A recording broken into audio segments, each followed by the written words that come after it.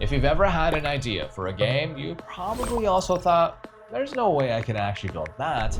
And it usually feels like something that requires coding, a full team, and a lot of time just to get started, right? But that's starting to change.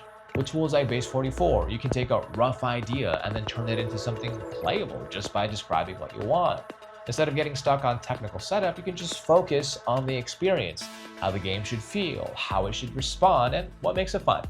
So today we're going to build a 3D endless runner inspired by Temple Run, but not just a basic version here. We're putting together something that feels complete with smooth controls, a growing level of difficulty, unlockable content, and even a built-in way to monetize it. So that by the end, you won't just have something that works, you'll have a game that's ready to be published to the App Store and be shared. Base 44 is one of the best AI game builders at this moment, and I added a special link in the description down below so you can go ahead and check them out too. Now, if you want to master Base 44 and learn how to build profitable games, SaaS apps, websites, and mobile apps with AI, I've created a complete masterclass that shows you exactly how to do it all step by step. And since you are watching this video, thank you very much. You can also join completely free. So usually it is $299 to join, but for people that are watching this video, it's free to join. Just check out the link in the description to join my Base 44 Masterclass and really start building your own AI-powered business today. All right, let's get into it. So before adding any features, visuals, or anything fancy, the most important thing to get right here is the core gameplay. Every good arcade game is built on a loop that feels smooth, responsive, and consistent. And if that foundation doesn't feel right, everything else just falls apart. For an endless runner, this means creating a world that can keep going infinitely without breaking or feeling repetitive. So let's start by heading over to base44.com, and this is where we'll build everything from the ground up. So in the prompt bar here, enter your Phase 1 instruction. Create a 3D endless runner game heavily inspired by Temple Run. Implement a character that automatically runs forward on a procedurally generated path that gets progressively faster and harder as time increases. And once that's in, click the run icon and give it about 3 to 5 minutes. During this time, the AI is setting up the environment, the physics, and the core movement system behind the scenes. Now, what's great here is that you do not have to configure anything manually. You're immediately given a working version of your game, which makes it much easier to test and build on. And after it finishes, open the preview tab here and check how it behaves. The character you see should continuously move forward, and the path should generate endlessly without any gaps or interruptions. So at this point, you already have a pretty solid gameplay foundation, a responsive 3D environment that handles movement and physics and infinite terrain all automatically. And so that's your base, and then everything we add next will build on top of this. Now that the game is running, the next step is making sure that, well, it actually feels good to play. Now, in fast-paced games like this, controls need to be instant. Even a slight delay between a swipe and the character's movement can make the game just feel off. And that responsiveness is what makes the difference between something that feels smooth and something that feels just frustrating. So let's go back to the prompt bar and enter this prompt. Implement mobile responsive swipe controls. Swipe up to trigger a jump animation and physics shift. Swipe down to slide under obstacles, and swipe left and right to execute 90-degree turns at path intersections. Run the prompt, then jump into the real-time preview to go ahead and test it out. And try each movement, jumping, sliding, and turning, and pay attention to how the character reacts. You'll notice that when you do swipe down, for example, the character quickly drops into a roll, and when you swipe up, they launch into a jump. So these animations should feel tight and responsive, and more importantly, the hitboxes should adjust properly so movements register accurately during gameplay. Now, this step is all about control and precision, and once it feels right, then you made the game much more playable and a lot more satisfying too.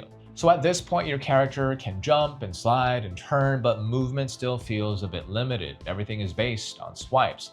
To make the gameplay feel more dynamic and controlled, we can add another layer of movement using your device itself. So instead of relying only on gestures, we'll let players suddenly shift left or right by tilting their phone. And this gives much finer control, especially when navigating tight spaces or collecting coins. Let's send over this prompt. Integrate device tilt functionality for lane movement. The character should move horizontally across 3 lanes based on the device's tilt angle to allow for precise coin collection and obstacle avoidance.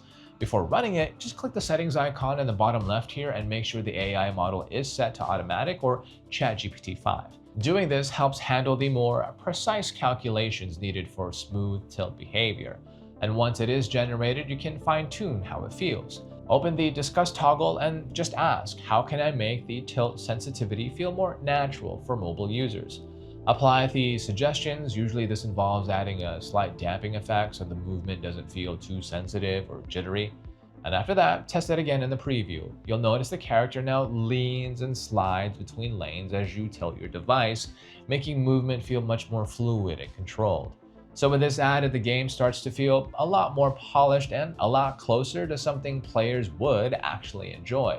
Right now, the game works, but it's still too, I'd say, predictable. If players can memorize patterns, they'll eventually fall into a rhythm, and that's when things start to feel boring.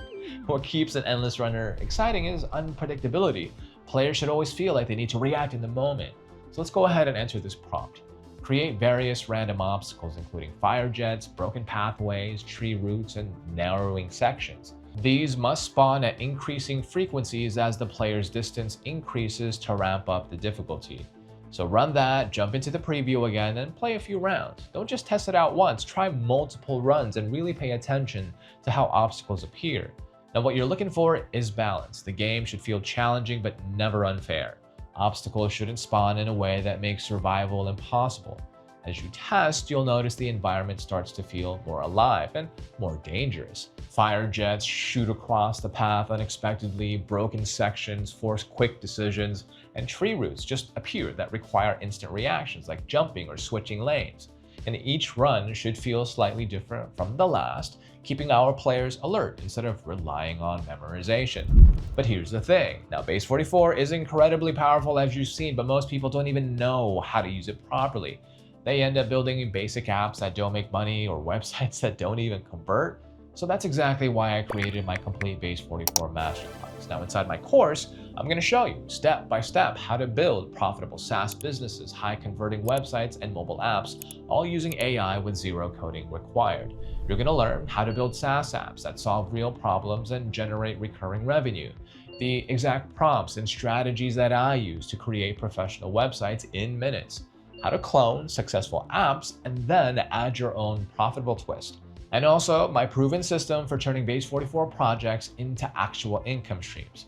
Now this is not theory, not at all. I'm gonna walk you through real builds. I'm gonna show you my exact process, and of course I'm gonna give you the templates and the frameworks that have helped my students launch successful AI-powered businesses. So if you're serious about building something profitable with AI in 2026, you gotta click that link in the description to join the Base 44 Masterclass. I promise you, your future self will thank you for taking action today, right now, instead of watching another tutorial. And so far, the game is all about avoiding obstacles, but it also needs moments that feel rewarding. If players are constantly under pressure with nothing to gain, well, then the experience can just start to feel repetitive as well. And that's where coins and power-ups come in. They break up that tension and give players something to chase during each run. Go to the prompt bar and enter your phase 2 logic. Add collectible coins along the path and 4 unique power-ups. Shields prevents death for 1 hit, coin magnets absorbs coins, speed boosts boost forward at a certain distance, character cannot die during this, and invincibility, character receives immunity to all obstacles for a brief period of time. Add a unique color, UI animation, and sound effect for each power-up activation. Run that prompt, then test it in the preview, and as you play, you should start seeing coins scattered along the path along with different power-ups appearing at random. And each one should feel distinct, not just visually, but also in how it changes the gameplay. Whether it's pulling in coins automatically or giving you a short burst of invincibility, these moments add variety and give players a reason to keep pushing for a better run. And a game like this can be fun in short bursts, but if you want people to keep coming back, and we do, they need something to work towards, and that's where upgrades start to matter. When players can use the coins that they've collected to improve future runs, then the game stops feeling like the same loop over and over again and really starts feeling like progress. To build that system, we're going to add a dedicated shop now. So paste this master prompt into Base 44 to generate the store menu. Act as a senior game developer. Build a new dedicated shop page for my Temple Run game with the following specifications. UI, UX design, create a clean mobile responsive grid layout. Each upgrade item should have an icon placeholder, a title, for example, shield duration, a current level indicator, 1 through 5, and a purchase button showing the coin cost. Use a dark jungle-themed aesthetic with bold accents for the buttons. Persistence and database. Link the shop to the user's table. When a player clicks purchase, check if their total underscore coins is greater than or equal to the upgrade underscore cost. If yes, subtract the coins and increment the specific upgrade level, for example, shield underscore level in the database. Ensure these levels persist across sessions. Upgrade logic, power up durations. Each level increases the active time of shields, magnets, and boosts by 2 seconds. Coin multiplier, a permanent unlock that multiplies all collected coins in-game by 2x. Head Start, a one-time purchase that lets the player start the next run at 500-meter distance. Navigation, add a back to game button that saves a state and returns the player to the main menu. Alright, so once that prompt is done, open up the dashboard from the top navigation and then go to the Users tab. Check that fields like total underscore coins and the new upgrade column such as shield underscore level were created automatically. And that's what makes the upgrades persist instead of resetting every time the player leaves. After that, open up the Pages menu in the top left here and make sure the shop has been placed on its own page called, well, Shop. Keeping the store separate from the main gameplay scene makes the whole app just feel cleaner and more organized. Now for the final touch, use Visual Edit and click on the Purchase buttons. Then prompt the AI. Make these buttons glow gold when the user has enough coins to afford the upgrade. Once everything is in place, you should have a proper shop screen with the player's coin balance visible at the top and upgrade options laid out clearly below it. Instead of coins being just another collectible, they now have a real purpose. At this stage, the game already feels functional, but it can still feel a bit one-dimensional if every run looks exactly the same. So adding different characters helps break that up. It gives players options, adds personality to the game, and introduces small variations that make each run feel slightly different. And to add this, let's prompt the AI to build a character selection screen with 3 different runners.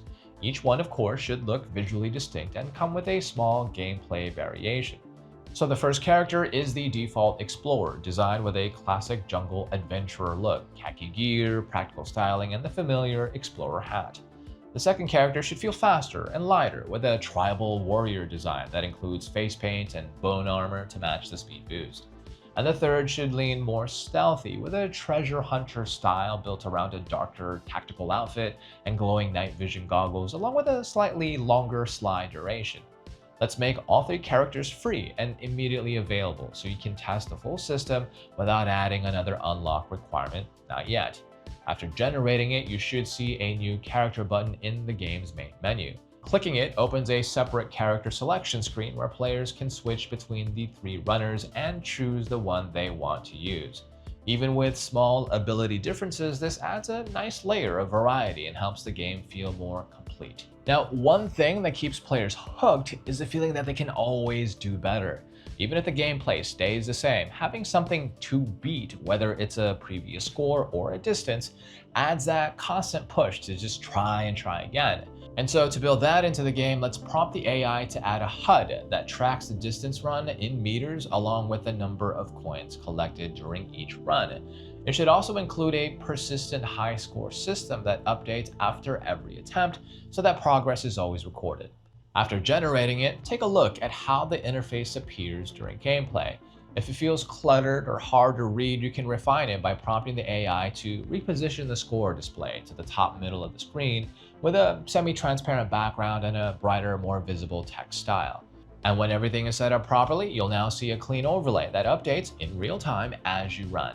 The distance counter steadily increases, and when you do pass your previous best, a small new best indicator appears, giving immediate feedback and a reason to keep pushing further. So a game like this needs clear consequences when something goes wrong. If there's no real penalty, then the tension just disappears.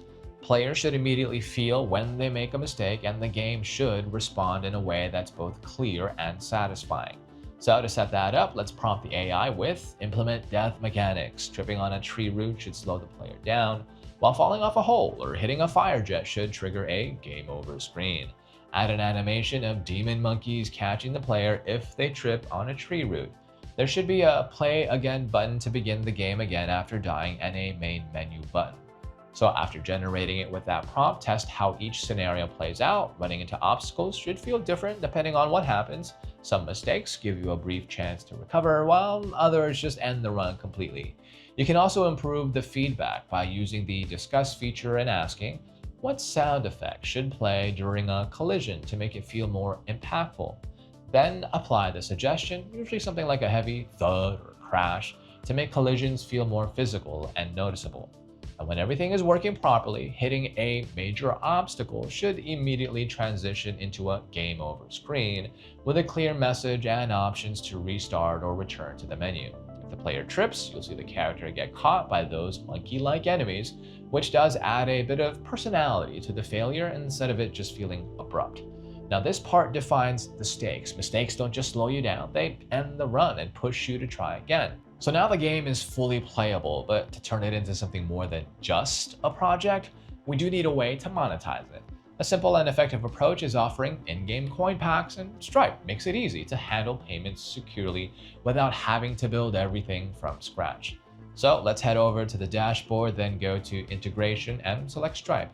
Click Use and you'll be guided through a few setup options. Choose the flow for purchasing in-game coin packs, then proceed and install Stripe into your project. For now, it's best to use a sandbox account so you can safely test everything without real transactions. If you already have a live Stripe account, then you can go ahead and skip that and just paste your publishable key and secret key into the integration settings. To set up the sandbox, just go back to the Stripe section and click Claim your Stripe sandbox, then follow the steps on the Stripe website to create and activate it. Once that's done, return to base 44. Next, click Published in the top right corner, set the app visibility to public, no login, and publish your app. Copy the app link and then open it in your browser. From there, try purchasing a coin pack. Then you'll be redirected to Stripe's checkout page. And after that, use the test card number 4242, use that 4 times straight to simulate a successful transaction. After completing the flow, you should see that the purchase process works end to end from selecting a coin pack to completing the payment. And this confirms now that your monetization system is properly integrated and ready for real use when you switch to a live Stripe account later on. Building the game is one thing, getting it into people's hands is another. So turning your project into a real mobile app means going through Apple's and Google's publishing process, which does come with its own requirements around security, formatting, and compliance. Fortunately, Base 44 helps simplify a lot of this by generating the build files for you and running checks to make sure your app meets those store standards before you even upload anything. For the Apple App Store, there are a few extra steps involved since Apple has stricter requirements. You'll need an active Apple Developer Program membership, which does cost $99 per year, and access to a Mac to complete the final upload. Start by going to the top right corner of the Base 44 builder and clicking Publish, and then select Mobile App. And from there, click Check Your App and choose App Store Guidelines. The AI will then scan your app for common issues like layout problems or missing privacy links. And if anything comes up, you can use Fix with AI to automatically adjust your app until everything passes and shows as ready. So yeah, there's your game. You can open it up, you can run it, you can play it, and if you really wanted to, you could just put it out there right now. It's not just a concept anymore, it actually works. And the interesting part is none of this is locked in. You can change how it feels, you can add new mechanics, you can redesign the whole thing, or turn it into something completely different. This is just one version of it, and from here, it's really just about what you want to do next. All right, so thank you for watching, and I'll see you in the next one.